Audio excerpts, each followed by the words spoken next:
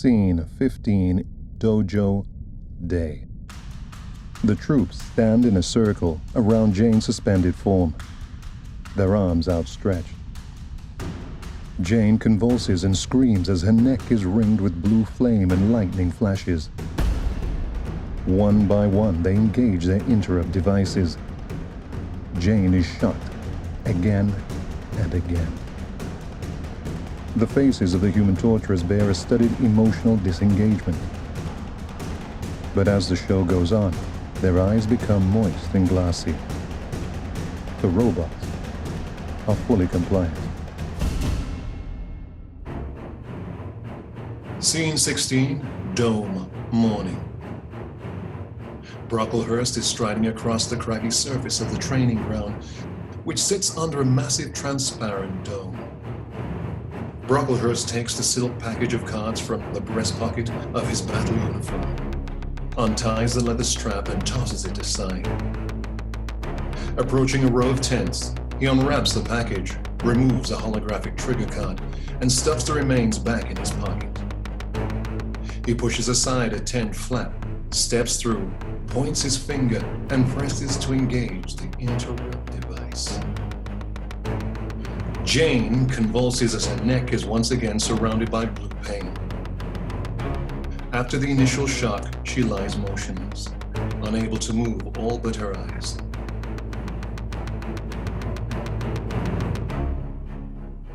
She fearfully watches as Brocklehurst steps forward and shoves the holographic trigger card in her face. Time to learn. The card shows an inkpot and brush. Jane's eyes lock onto the image, and she hallucinates. Sees ink suddenly flow from the pot. She coughs as thick black ink cascades into her mouth. The pot enlarges and rises above her, and the ink is now a torrent of letter forms, characters from alphabets and numbers in binary and hexadecimal. The ink floods the room, quickly rising to the level of Jane's face, and then higher. Jane's vision turns black. Scene 18, Parade Hall, Day. Brocklehurst and two other humans strike Jane down with practice swords. Jane looks up at them furious and is about to rise up. Love your masters. I am not fit for it. How can you serve them if you do not love them? How can I love when I am abused? When we are struck without reason, we should strike back. Save your vengeance for the Earthers. It is they who abuse all of us. You are formed for service, not for love. Your purpose for the moment is to learn how to fight for your Lord. Do your duty, learn our ways. You'll be rid of me soon enough. I have no desire for further pain and humiliation.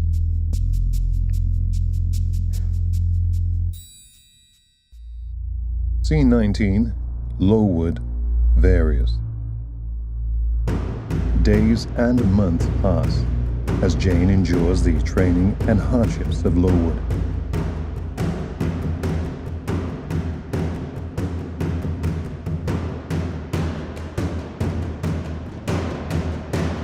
In the early days, she is just fodder for the more experienced robots as they practice combat techniques and military maneuvers on the desolate and dangerous terrain of the moon's surface.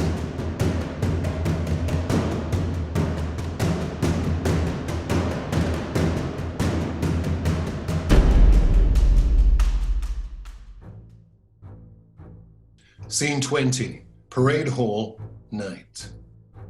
The robot and human troops stand in a circle around Brocklehurst. A glowing holographic circle of light floating above their heads like a giant halo. We are the true. We are the true. We are pure humanity and we have made the servants of humanity in our own image. We are human and robot. We are the truth. We are the truth. We left Earth to the genetic catastrophes and augmented abominations, to the Earth as mere automatons, to those without honor, who no longer eat, or sleep, or are born. We left Earth and we built our own worlds to dwell in. We were free and peaceful until the Earthers came to take what is ours. Now we fight. Brocklehurst gestures and the light above them fades, and the room falls into darkness. But what are we fighting? A holographic display fades up in the middle of the circle of troops. The display cycles through a never-ending array of genetically altered humans and monstrous cyborg machines. Creatures ranging from the hellish to the bizarre flick before their eyes. They are not things holding weapons or enhanced people. They are as if everything living and everything mechanical had produced offspring. Scene 21, Lowood, Various. Jane and the troops practice with hand-to-hand combat and all manner of guns and bladed weapons.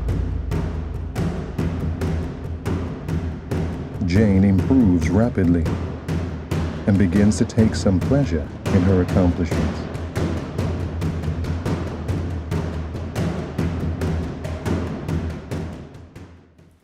Scene 22, Tea Room, morning. Jane and Brocklehurst sit at the tatami reed matting of a small tea room. Brocklehurst pours tea for Jane and then for himself. He gestures for her to drink, and she raises the cup to her lips. Do you know why you're here? I hope that I will graduate soon. Perhaps I am here so you can tell me who I am to serve, and where. You will graduate soon. In fact, today. After a rocky start, you have distinguished yourself here. And so, the powers that be have decided that I am to assign you to an important post. How do you feel about that? I know I am destined to serve. So I would be fulfilled to know that I will go to a place where I may be of the most help to our cause. Each phase in the development of humans and robots is separated by a ceremony that affects a successful transition from one stage of life to the next. This is common knowledge.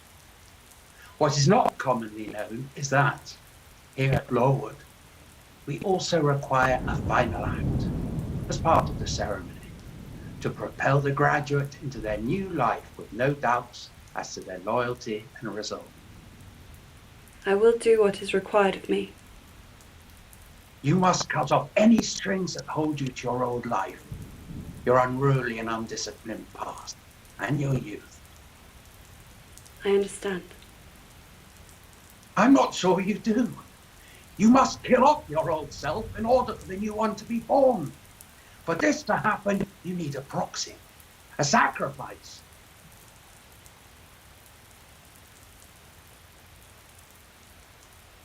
Enter! A silk screen door slides open.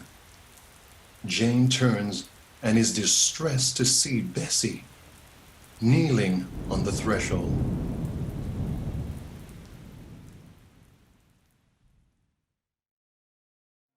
Scene 23, Sacrificial Pool, morning. Brocklehurst, Bessie, and Jane walk single file through a canyon. The canyon opens into a natural amphitheater, in the center of which lies a deep pool of liquid, flanked by two massive robots. Brocklehurst steps to the side as Bessie approaches a platform at the edge of the pool and kneels upon it. Old friend, I am very happy, Jane. And when I am dead, you must not grieve. Jane pats the back of Bessie's head. That tickles. Jane looks up at the two giant security robots.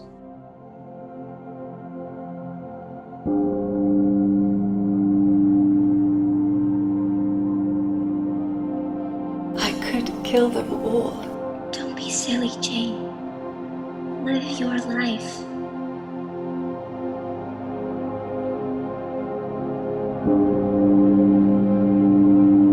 Jane stands.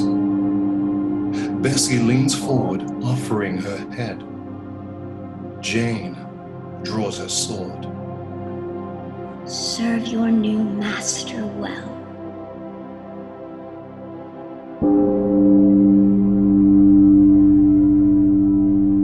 Jane's sword comes down and Bessie's head falls, then rolls across the ground to rest before Brocklehurst's feet.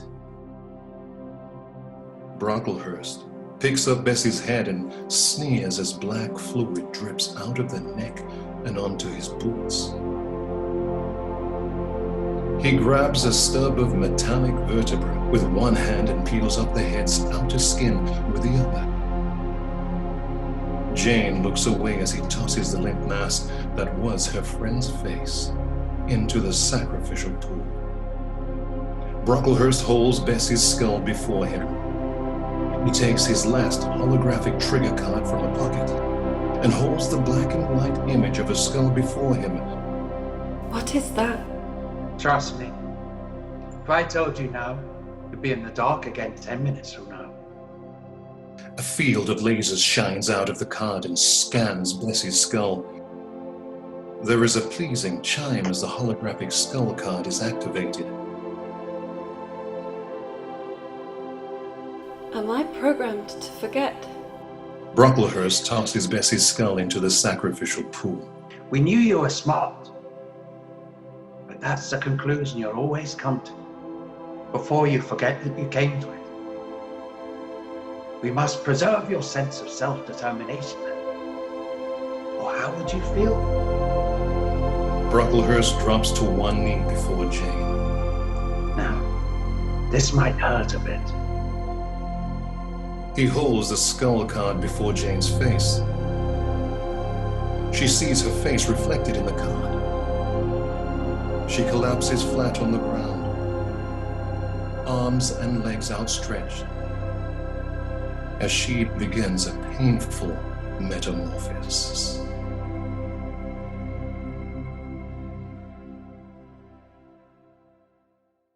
Scene 24, tent, morning. Jane wakes to find her t-shirt and shorts are too small. She looks down at herself in disbelief. Her form has shifted subtly from girl to woman. A robot trooper comes into the tent and hands her a new pressed dress uniform. Scene 25, parade hall, day. Jane and two other robot soldiers stand together, surveyed by the human officers and other troops who are assembled in the parade hall for a graduation ceremony. Brocklehurst strides into the room and takes some kind of fat gun from a tray held by one of his robots. He presses the fat gun against Jane's upper arm, fires, and painfully rivets the military insignia there. And now, for your assignments. J4N3. You have been assigned to guard a child. There is a tittering of amusement among the troop. More specifically, the ward of Lord Rochester. There is a muttering of surprise now. Brocklehurst takes a business card out of his pocket and hands it to Jane. Jane examines the front of the card. A flaming sun rising over a castle tower. A new place, amongst new faces, a new servitude. Scene 26, Shuttle Bay, night. Brocklehurst and Jane stand before a shuttle. With both hands, he proffers the wooden box of trigger card wrapped in a ribbon and sealed. Jane places her hands on the box to take it, but Brocklehurst does not release it. This is for Lord Rochester's hands alone. If the nanotech seal is broken by anyone other than him, your life, such as it is, will be forfeit. Fear not. I will not disappoint you. Scene 27, Sacrificial Pool, Night. The sacrificial pool glints in the moonlight. In the background, a ship rises into the sky. Rockets blazing. Scene 28, near Thornfield, Night. Jane's shuttle approaches what appears to be a huge chunk of rock and ice spinning through space. As the shuttle gets closer, a structure becomes apparent on the surface. A castle of towers and halls. Abutting it is a giant dome filled with a riot of imported flora and fauna. The whole place would be royal-looking if it were not made to withstand the hostile environment. As such, it stands impenetrable in grey and black stone and metal. The landscape around the castle is a field of monolithic stone spikes. Thus its name, Thornfield.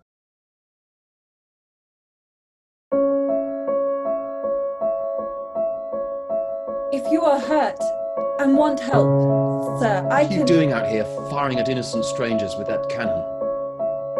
Rochester is different than how I imagined him to be. I am willing to amuse you if I can, sir. I found you puzzling when you were introduced to me. I'd like to find out more about you. For a long time, I was hated and tormented. I'm sorry to hear that. But you've escaped all that now.